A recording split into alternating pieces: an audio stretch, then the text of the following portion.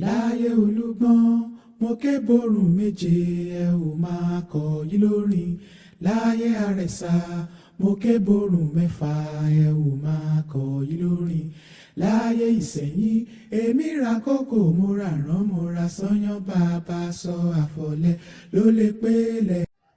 Hello everyone, my name is Adeyemo Adegbemiga Ganiu and I welcome you to my new Yoruba Abrahamic YouTube video. Today I want to touch on the business nature of religion system that were established by foreigners and particularly for the African. And we need to understand that it is no more a big news today that the world doesn't know that religion is actually based on business and politics. But our people don't actually know how the politics work, the network of it, and breakdown, and how it practically continue to affect the African people to this very day. Like I said in previous videos, and I continue to say, this is not a shade on any religion. It's whether you're a Muslim or you're a Christian or you're a traditionalist. We are all here to exploit the truth. So the truth will be staring at you, and within your mind, you should choose what is rightly best for you. So let's quickly jump into the main topic. First of all, religious institutions in Africa are foreign-based initiations that were actually established and were particularly designed to make the African to be a sort of willing slave to numb them. Religion has never been the way of Africa for centuries. We are only spiritual people, and that spiritual is part of our respective culture across Africa. Religion now basically make the African to find themselves of two stages of, or should I say, an attribute as a human being, reshape the Africans to inferiority, make them humble, and be a sort of an happy slave towards ignorant delusion that were placed before them, and also to make the African continuously remain vulnerable for more exploitation from the enslaver, because the enslavers were the one who brought religion, and they were reason why the enslaver replaced slavery abolishment with religion. Like I often said, the only reason why the Europeans basically choose to abolish slave trade around in the year 1865, like in the case of the United States, or should I say in 1838 from the British view of it, and also in Africa, because the only reason why they choose to abolish slavery it has nothing to do with them being sympathizing with you African in the way they continue to annihilate you guys, but rather because they were increasingly seeing record of different African slaves that were taken to the New World who will continue to rebel against their slave masters, and they fear for their life. So they had to come around a sort of salvatory thing that will make the African calm their nerves, and never try to reciprocate what they did to Africa.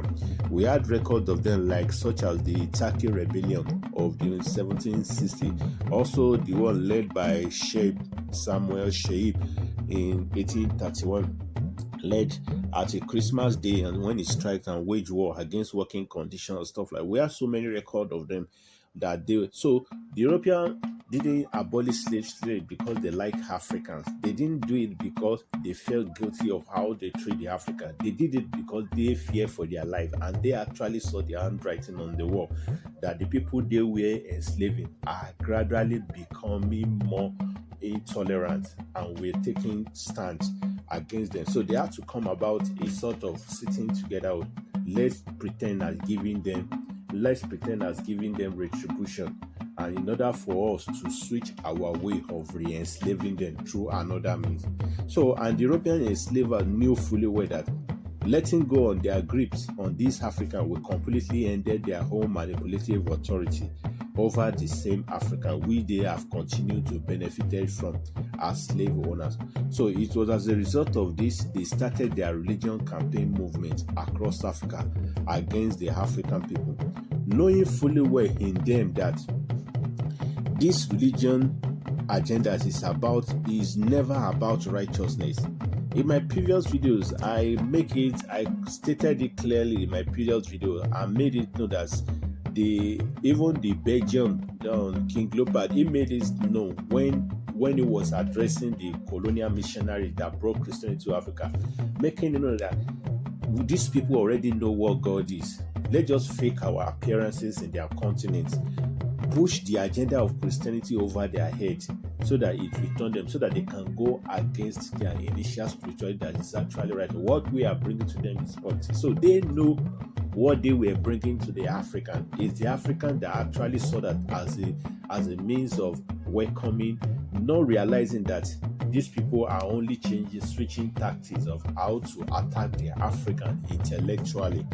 So their religious agenda is never about righteousness, but rather a means of giving up the physical slavery with chains on African and starting a new, indirect, and effortless one of that same slavery. For an instance, being a religionist in Africa today will naturally require you to go by the philosophy and ideology of the Western faith, founded by those who annihilated your African ancestors, and still directly or indirectly become the major factor, and still directly and indirectly became the major factor why Africans remain underdeveloped till today. So anybody should stop saying slavery have ended. It never ended. It only switched approach.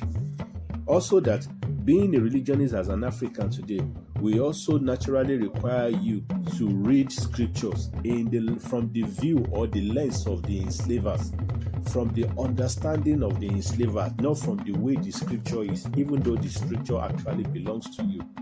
You are reading history from those who destroy you. Do you actually think those history will be written in ways that will favor you? How can an enslaver teach a slave on how to be free? There will be nothing left to make him be superior to you. So they will never. So Africans should stop thinking that by reading the Bible in the English language, in the foreign language, you are on the right path. You have no idea what has changed. These are people who are still benefiting from African today. So they continuously want Africans to understand life, history, and everything about philosophy in the way they design for the Africans, not the way they actually befit the African, or whether it's true or not. So, and language, and later heavily rely on the details of religion. And also, finally, being an African religionist, you will naturally or racially project the foreign view of your faith. As in the foreigners who founded the religions, you actually project the foreigners who founded the religion system as the head authority. If I give you my book as this is what God says, expect me to write it as I'm a son of God. I will never claim myself to be enemy of God. When I'm teaching you, I want you to see me as the most closest person, where you are the most useless human before God.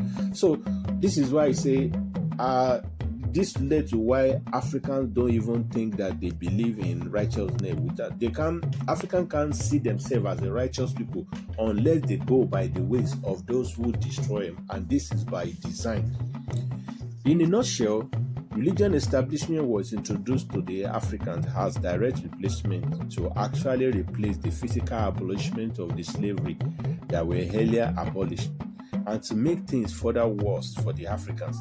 These religion founders outside Africa has countlessly said it in so many times, in so many ways, that the religion they are giving the Africans are politics, but Africans don't understand it. They were so much carried away. Africans are religion subservient slave to them, regardless of how you agree to your name, regardless of how you even strive to compromise your initial traditional belief, either you agree or not. A cited reference can be acknowledged in the account of the Ahmed al-Washan Rishi in the 13th century, which is still very much closer to our recent days, where they were said forcefully, because what this Ahmad was actually telling is basically suggesting what Islamic institutions are supposed to be, the kind of Islamic institution, what it means to them, the pale Arab invaders, and what it actually means to you Africans who converted from your own traditional belief into Islamic. And his suggestion now became a natural law of the Islamic institution, part of the Sharia law, which Muslims now follow today. Like in his statement and in random, and he said, and I quote, like, pay the invader, this man is actually an Algerian theologian, who advises on a legal religion recommendation and were actually asked about the religious status between them and the African. Them, I mean the pale Arab, because they are not the original Arab. I mean the pale Arab, alternative known as the Persian, and also the Africans who were initially their slave, they later became converts into Islam. He was asked that what should they do about the slave Muslim? I mean the African Muslim slave who converted to Islam during the Arabian slave or stuff like that. And this way his response. He said, being a Muslim doesn't change the fact that you, a slave, I mean African, or we continue to remain, change the fact that you are not their slave. It doesn't matter whether you accept Islam or you didn't accept Islam. Your status will forever be a sort of a second-class citizen to them. You ever be a subsistence slave in a status to the real Persian people who think they founded Islam in their own way.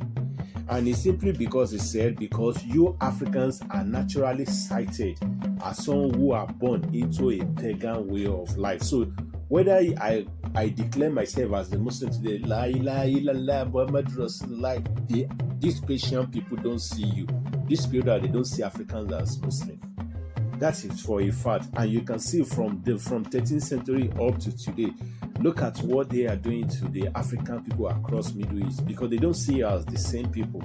On earth today, Middle East is the worst place for an African people to live. Go and check the record. It's because it doesn't matter whether you pray along with them, you accept Islam with them, you will still remain an unbeliever to them, because they see themselves as gods on earth. Even though they will come out playing and act as if all is well. I'm a Muslim, I'm born into it, and I've been to those countries, these Arabian, for research, so I understand what I'm saying better, regardless. So I'm not throwing the shade, it's just the reality.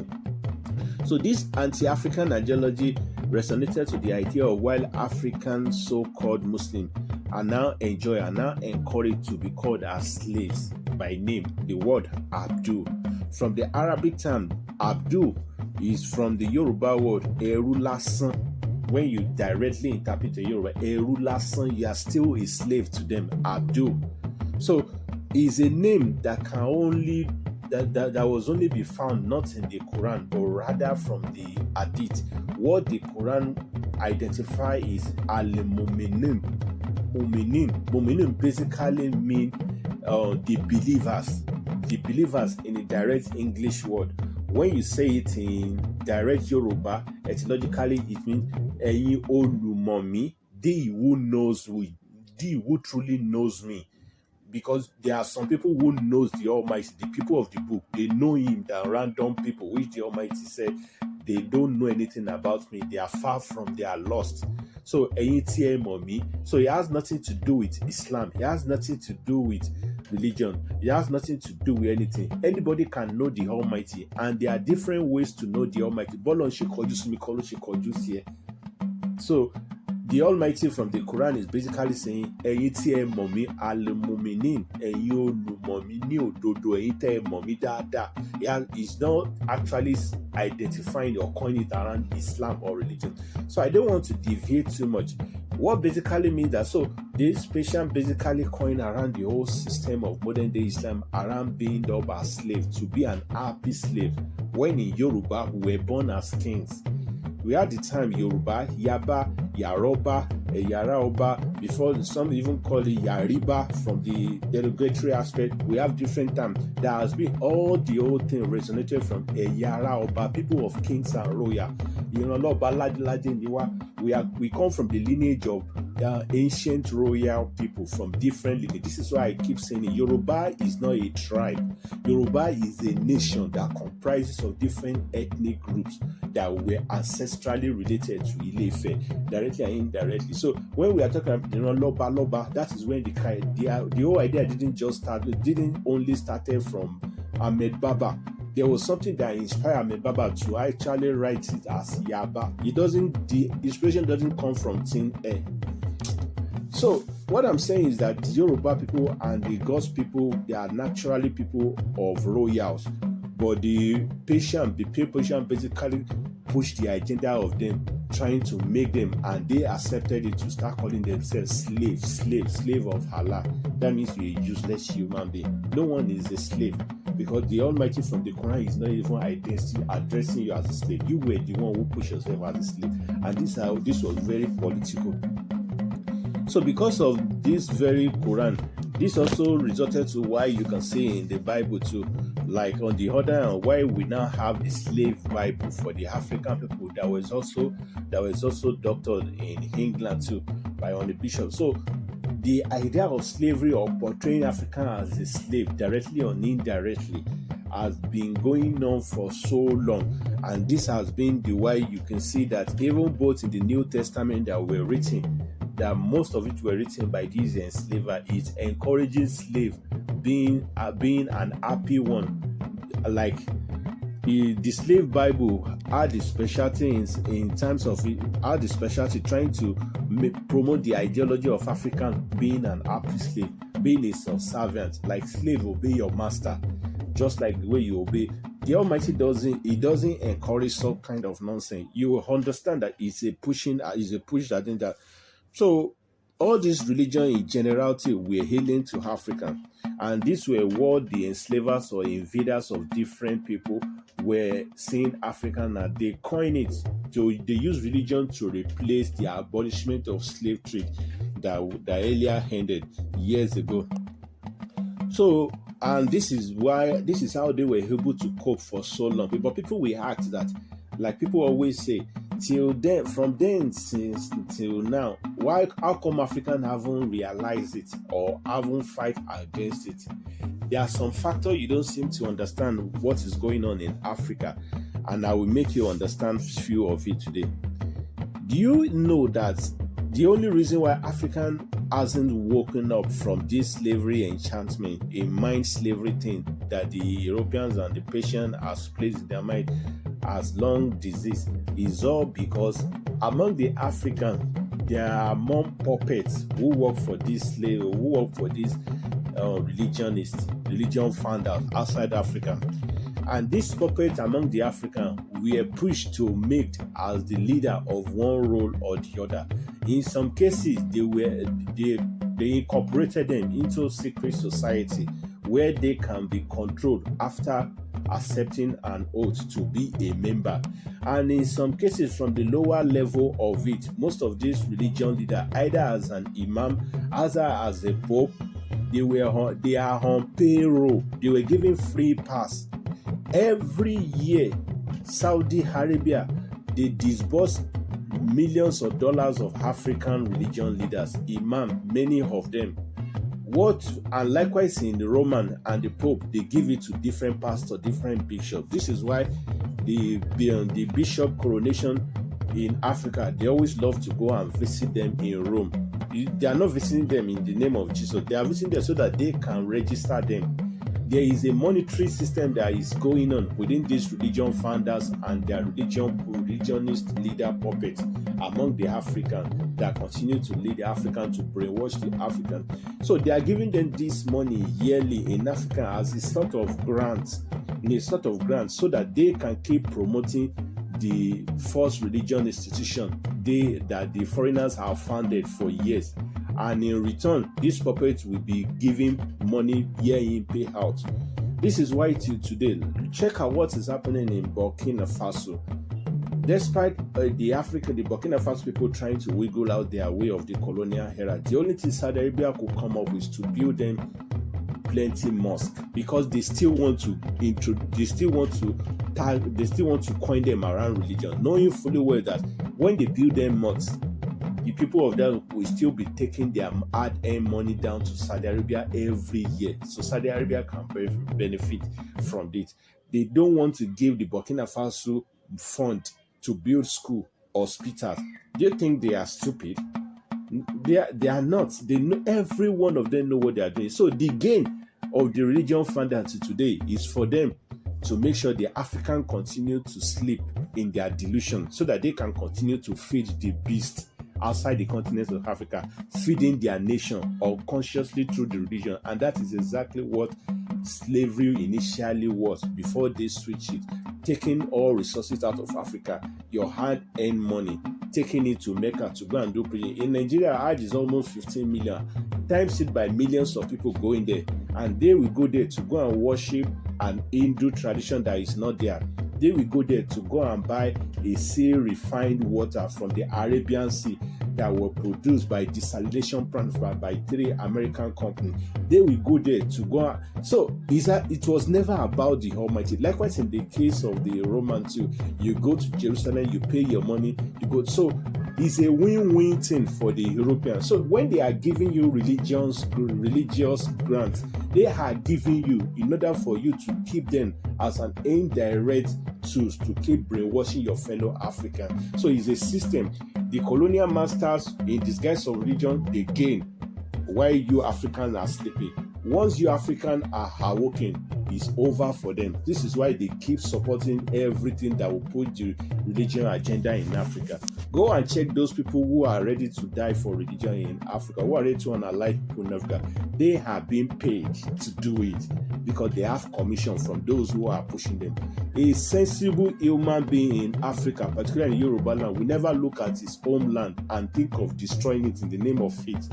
Why will anybody like those in Arabia, Saudi Arabia, or the Islamic world or the Christian world be giving you money for your own to enter, for you to enter heaven?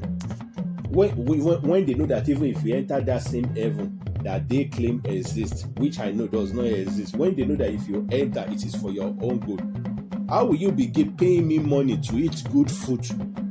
If I decide not to eat good food, I will be the one to suffer. But you are giving me money. You are begging me to eat good food.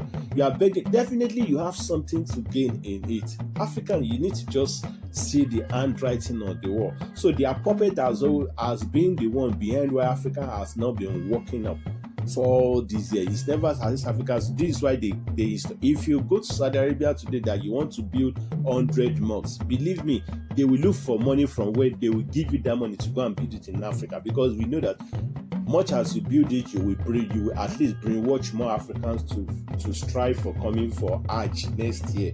And by coming to Hajj next year, you will bring about 15 million. Your family will, and that is adding up to their own GDP. That is the business. So religion has always been a very big business, and it has a network of strings on the Africans. This is what I'm saying.